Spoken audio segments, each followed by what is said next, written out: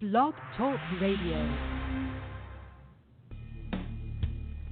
Welcome to Institute for Personal Development, where total consciousness is the new frontier.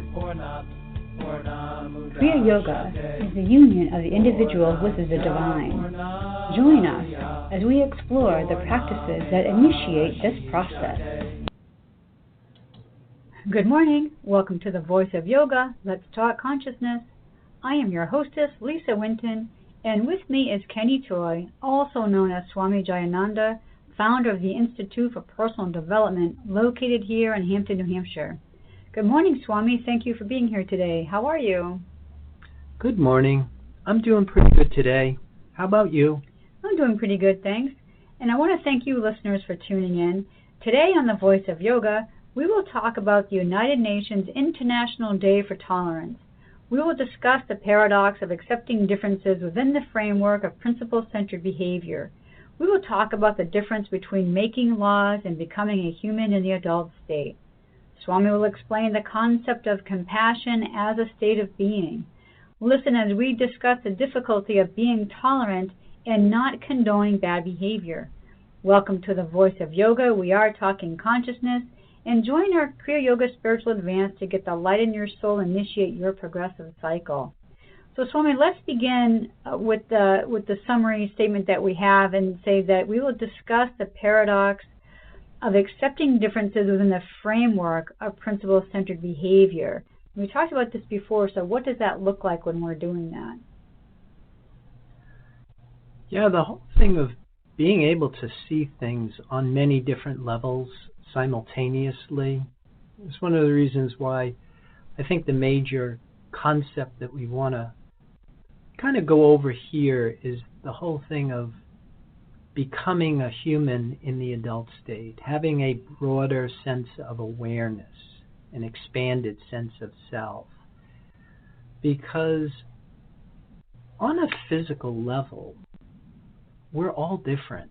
There aren't any two blades of grass that are the same. There aren't any two snowflakes that are the same. There aren't any two human beings that are the same. But on a spirit level, we're all one. There is no difference. And so everything depends on what level of consciousness, what degree of awareness you're at. Because if you are kind of bound up in your body on a physical level, all you see is differences. Whereas if your identity expands beyond the limits of your body and you align with the part of yourself that is whole and eternal, then of course all you see is the same. And so in the framework of trying to live in the physical world, I think it's really interesting because the whole concept of being tolerant, why do we become intolerant? And what is it that we're intolerant of? Because a lot of it comes down to the conflict between matter and spirit. The whole thing between being indulgent and being completely selfless. And so as a result, we make laws so that we can try and make the physical world something that it's really not capable of doing. It's really not possible to come to a point where everybody's going to be happy all the time. And I think it was Abraham Lincoln who said that you can please all of the people all of the time, and some of the people all of the time, but nobody pleases all of the people all of the time. And so, or I think it's you can please all of the people some of the time is actually a better way of saying that. But yeah, the whole thing of trying to make all our adjustments in the outside world and the whole thing of, like we talk in Kriya Yoga, the whole thing of accepting differences, but then what's the band of allowance that you're going to use with these differences, and how much do you start to include in it? Like, where does behavior start to become unacceptable? And where is it acceptable? And in the framework of doing that, you're creating tolerances. So it does become quite a paradox. Well, that's interesting, because if we read what the International Day for Tolerance means in regards to the United Nations, now they started this back in 1996, and they celebrate it every year on November 16th. But the goal here is, according to Winton calendar, is that we strive to unite the world through mutual understanding and respect. And then they also say that tolerance refers to the recognition and acceptance of looks, opinions, beliefs, and practices that differ from one's own. What I think is interesting is this next line where they say tolerance is considered the backbone of human rights and fundamental freedoms, as people are naturally different, which is what you were saying before. No two blades of grass are the same. And then they continue to say that tolerance allows mixed communities to thrive and ensures that all humans are equally important. So I guess it kind of does depend on your own perspective, just like there are no two people that are the same. There's not going to be no two people going to have the same perspective of any given opinion or matter at hand. Correct.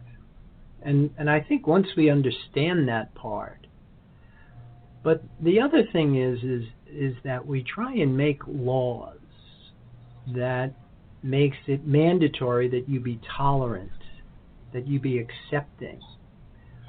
But then where, like we were saying, like, where do we draw the line? Like, how much cannibalism do you allow? Mm-hmm. Or any other kind of what I would call unacceptable bad behavior. And I think that's a big thing, that when we grow or start to grow psychologically and spiritually, that we start to learn about the human experience, that you need laws to uphold the conduct that you do naturally when you're a human in the adult state. And we spend a lot of time making laws when we should be spending more time creating men and women.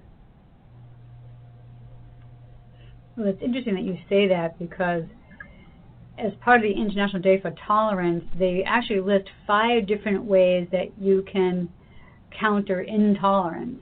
And the first one on the list is fighting intolerance with law. And the second one is fighting intolerance with education, fighting intolerance with access to information, fighting intolerance by individual awareness, and then fighting intolerance with local solutions.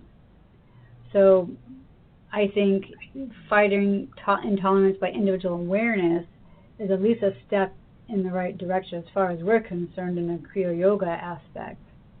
Also fighting intolerance with education.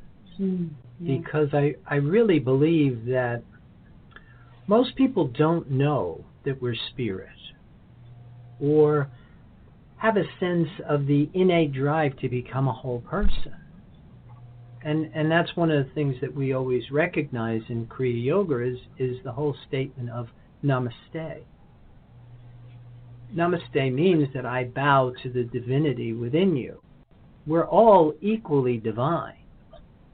But what we have to recognize is that we're not all equally sensitive or aware of that divinity. And that's what a practice of a good metaphysical or a mystical system does for a human being, is that it actually makes you aware by becoming spirit, by becoming divine, and not just academically or intellectually. I'm glad you mentioned that about the education, because I have a note here. I'm reading this book. I think I should probably say the book of it so they get the rights to this, but it's a book called The Camel Club, and in it, one of the characters in the book says, in this particular chapter, he says, ignorance and intolerance are like commas. You often find them in pairs, And almost never did you find one, ignorance, without its evil twin, intolerance. So I think, so that kind of reminds me of that.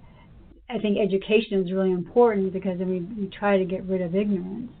And isn't that also part of our yamas and niyamas where we try to overcome ignorance? Oh, absolutely. I mean, ignorance is one of the four major obstructions, along with fear, selfishness, and laziness. But the whole thing of what it is that we are teaching our children or educating our population with, because I think the thing that's really missing is this process in development. As we start to grow psychologically and spiritually, there is this whole metamorphosis of an individual. When we're in our larvae state and we're preoccupied with the pain, pleasure, control dramas of our physical bodies, then we're emotional, we're excitable. When we're kind of in the chrysalis phase, we're intelligent, we're ambitious, and we're passionate. But as we start to emerge as an adult, we become wise, we become enthusiastic, and compassionate. And I think that's a really important thing to understand, that compassion is a position that you earn. And what compassion enables us to do is basically recognize we can be tolerant and accepting because you know everybody's doing the very best they can with what they know. But you do not have to accept bad behavior. You can still uphold your values and be principle-centered and compassionate, because you know that people that are operating from that level of consciousness are in the realms of suffering and decay. They are struggling, and they're fighting a hard battle. And so you want to reach out to them and educate them in how to liberate themselves from this burden that they're actually, or this pattern that they're stuck in.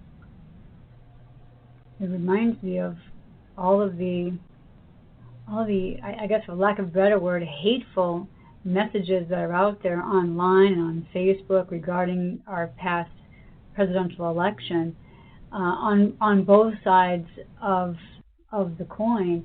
And so how can we, let's just use that as an example, how can we respond, or how should we respond to somebody who's just being, so incredibly hateful as to the outcome of this election?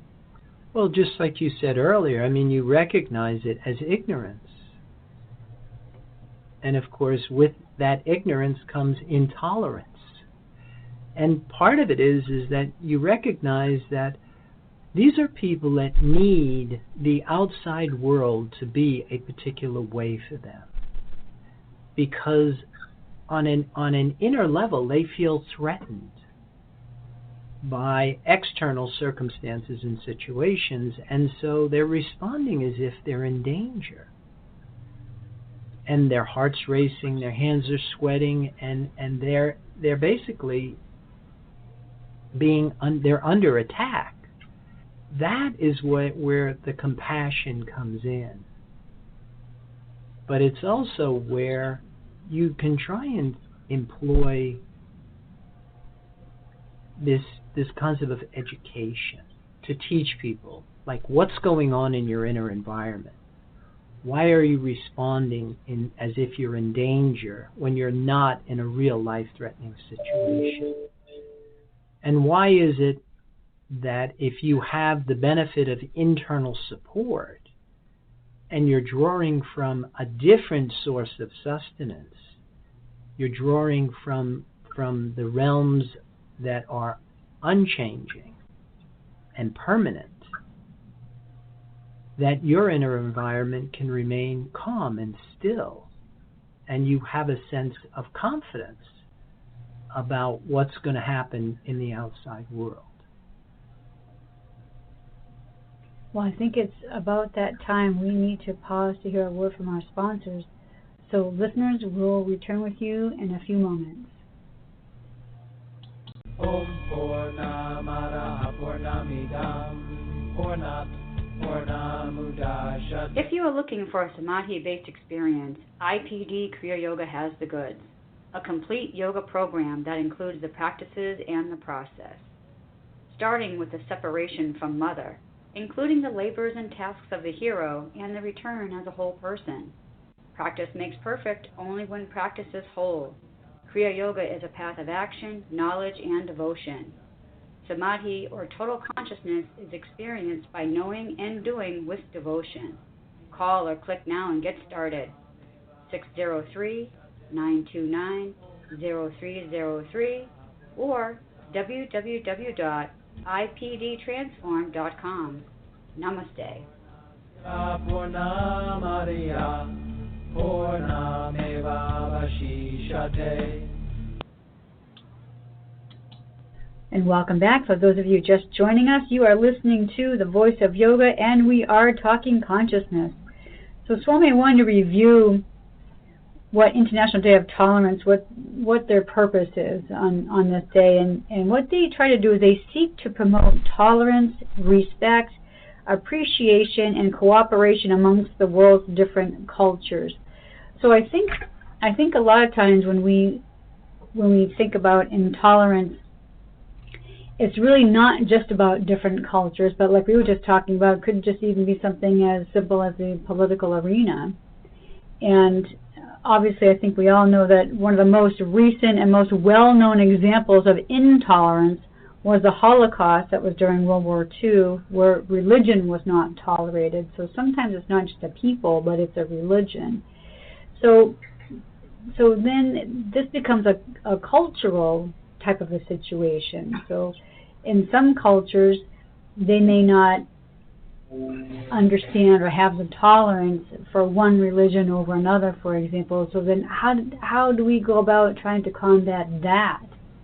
I mean, that seems like more like a global kind of a situation. Well, again, it's going to come back to education, and your information has to go deep, because the first thing that we talk about here is that it's actually our religions that are failing so badly, that our religions are not doing what they were intended to do, and so as a result, people are intolerant of others that don't believe what they believe. And why do you feel threatened by that? And why do you need other people to believe what it is that you believe in? And it all comes down to the simple fact that we're still drawing from a source of sustenance that is limiting and doesn't enable your identity to expand beyond the limits of seeing yourself as separate. Because on a fundamental level, all of the religions are doing the same thing, or should be doing the same thing. All it is a method of educating a person how to separate from their attachment to the forces or resources that are limiting and attach to this part of reality that is expanding and growing. And to be able to internalize that in your physical body produces, that's the religion, that's what we relink to. And it produces a different entity. It produces a person who is now growing psychologically and spiritually. And that's what we were saying. If we were producing men and women, if we were producing humans in the adult state, we wouldn't need the laws. We wouldn't need all of these regulations. But that's the part that's missing. And so that, to me, is where you're going to find your solution, is in education. But your education has to go deep enough. And you have to recognize that religions aren't doing what they were supposed to do. And then once you reformat that community, then you start to produce solution to these problems. You know, and the information that I received from Win Calendar, they have a statement on here, and it says that xenophobia is the fear or hatred of strangers. It is another word for intolerance. But what I found interesting is that they use the word fear. So could it be, just that we talk about in our Kriya Yoga practice, that fear is really what drives a lot of people in a lot of different things, to do certain things or say certain things or be a certain way. And I just thought that was really interesting where it says is the fear or hatred of strangers. So is intolerance really a fear-based feeling? Oh, absolutely, because the person feels threatened. By something they don't know? Is that what you're saying? Something that's unknown or not understood or not familiar with. But the driving force behind it comes from your body, comes from need. And of course you will respond as if you're in danger. And your heart's racing, your hands are sweating, and you are just completely infuriated. Or, you want to, it's the fight-flight instinctual response, and you just want to, you have to react to that.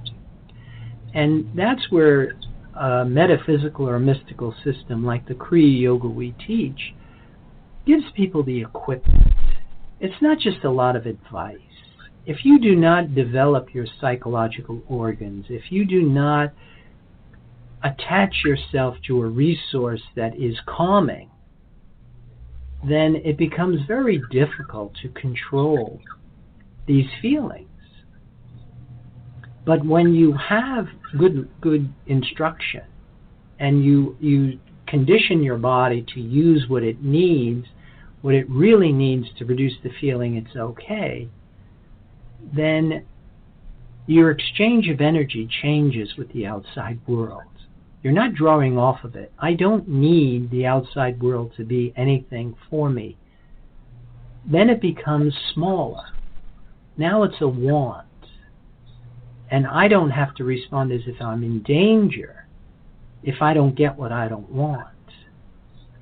But if I'm not getting what I need, then I respond as if I'm going to die. Now, when I was going through the research for this show, I had found out the information that in this country alone, there's 939 hate groups in this country. And I think the two most ones that people may know of is the Ku Klux Klan and the neo-Nazis. 939. That is absolutely amazing to me. Well, it doesn't surprise me, because what percentage of the population are humans in the larvae state? Good point. And so when you're dealing with humans that are coming from this limited perspective, they're bound up in their physical bodies, all they know is fear, then they herd up. And misery loves company. Like attracts like. And so you're attaching to the part of reality that is different, and yet you're looking for familiarity in it. Whereas if you realigned yourself with a part of yourself that is eternal and unchanging, and you recognize that same dynamic in all living things, then you would have a completely different perspective. But that's where I say you need religion in order to educate the population, in order to gain this vantage point of becoming a human in the divine state as opposed to animal or human. Now, there's a quote that I have from the Dalai Lama, and he says, "In the practice of tolerance, one's enemy is the best teacher." Now, I think we said in the last show or a few shows before is that if you feel intimidated, or there's some reason why this other person is making you feel a certain way, then I think I could put the mirror up to your face. Is there something about that person that you find within yourself that you need to pay attention to, or that you can learn from? So that quote there, when he says one's enemy is the best teacher, it kind of reminded me of that. Oh, sure. What surrounds you is within you. And that's what we said. Show me your friends and I'll tell you who you are. Like attracts like. And the whole thing of that what we're putting out is what we're getting back. And one of the things that I always grew up with was the old expression, we offend equally when we take offense as when we give offense.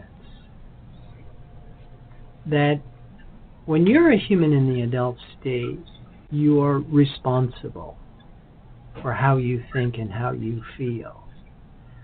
And so you're not blaming somebody for how you feel and how you think. That you're in a position that you can actually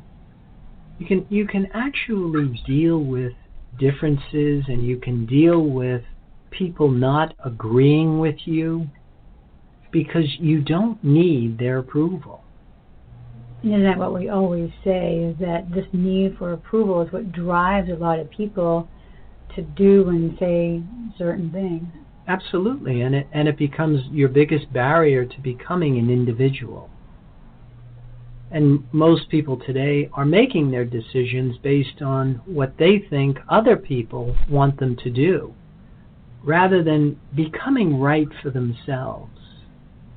And that's where these points of passage that were laid out in religious communities with their rites of passage, they were systems that enabled a person to become an individual because you had the benefit of internal support and you were no longer seeking external reinforcement.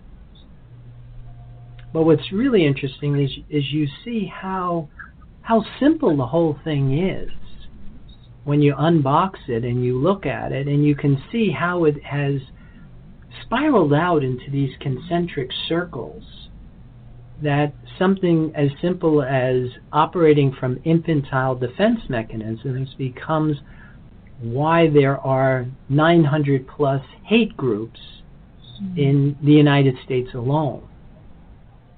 And it all comes down to the simple fact that we're ignorant. We don't have the education, I mean. We're not educated in how to be what you would say humans in the adult state. We don't want to be, we need to not be caterpillars, right? We want to try to be butterflies. Absolutely. Sure. And look at the difference, the caterpillar and the butterfly. The butterfly has options that the caterpillar doesn't. Butterflies can do things that caterpillars can't, like fly, access another dimension of reality, navigate through it. Humans in the adult state have the ability to access the invisible world, the intangible world, and utilize it as a resource of energy. I like what you said earlier about we need to take the responsibility, each person, in making these kinds of changes. Know that there's something to be aware of, and understanding that the same source that's animating you is animating me. And I think that's really important. And I think it's almost about that time we have to start closing down our program. So I would like to invite you listeners out there to visit the website, www.ipdtransform.com. Once you're there, you can post questions about this show or give us ideas for future shows you'd like us to do. But keep those comments, questions, curiosities coming, because Swami does enjoy hearing from you. And be sure to tune in next week. I believe we're going to be celebrating Thanksgiving, Kriya Yoga style. So any final thoughts or comments about today's show? Well, I would like to ask everybody to be very tolerant of our concepts and positions here. If you do find them offensive, it is definitely not our intention. And with that, I'll wish everybody a good day. Namaste, and I'll give it back to you. And I want to thank you for listening to our program, The Voice of Yoga. This is Lisa Winton, along with Swami Jayananda, signing off. Have a wonderful Kriya Yoga kind of day. Namaste.